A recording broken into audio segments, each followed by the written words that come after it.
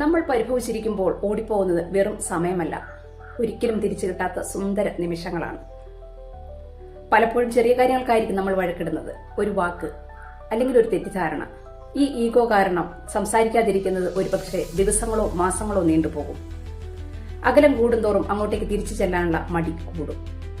ഒന്ന് ആലോചിച്ച് നോക്കൂ, നമ്മുടെ ആയുസിന്റെ നീളം ആർക്കെങ്കിലും അറിയുമോ?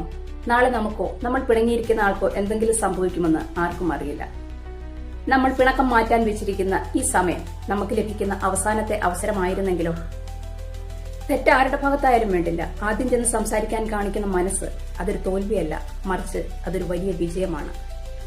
സ്നേഹത്തിനു വേണ്ടി ഈഗോ മാറ്റിവെക്കുന്നതാണ് ഏറ്റവും വലിയ മാന്യത.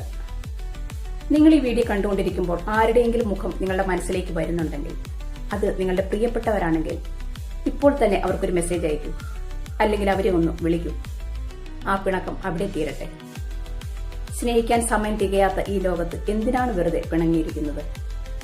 Have a good day.